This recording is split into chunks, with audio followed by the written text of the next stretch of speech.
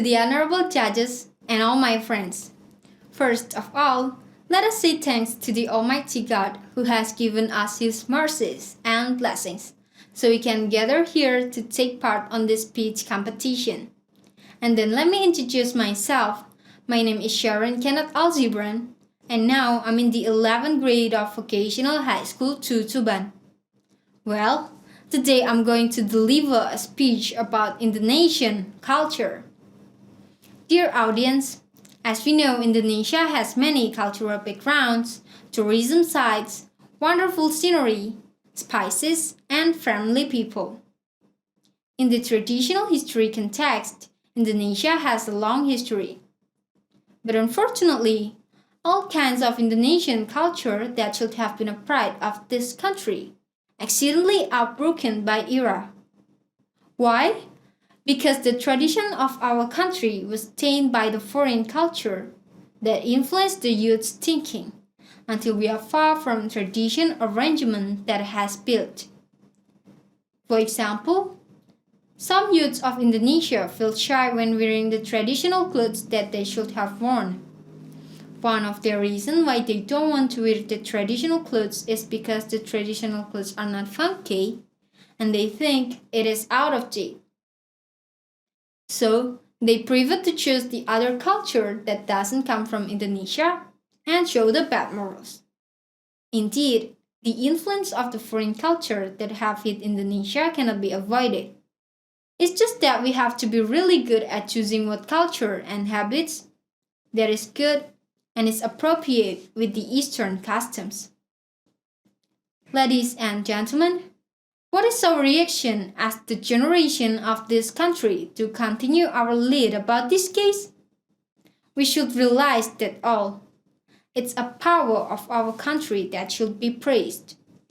For example, batik is one of kinds of Indonesian traditional clothes which interest by many people all over the world. Of course, we are proud of it. But unfortunately, the characteristic of nationalism still has little. And now, let's see the East traditional clothes of Indonesia, which is still genuine in culture, that is Papua. In general, Papuan traditional clothes don't really use tops. They still preserve their culture, although people say it's impolite, but that's the real culture, right? Proudly, they still preserve their culture without being shy at least. For now, traditional clothes have begun to be preserved again. This was proven on the day of the Youth Ode and the day of Indonesian Independence. As on Indonesian Independence Day, the traditional clothes are exhibited through carnival in each region. In fact, the presidential and all of the government officials are also wore traditional clothes of Indonesia. For example, the president of Joko Widodo wear the traditional clothes of the Pepadun community from Lampung province at the 76th of Indonesian commemoration ceremony at the Merdeka Palace, Jakarta. The president wore a white long-sleeve shirt combined with a white trouser and a red tumpal sarung with gold around the waist.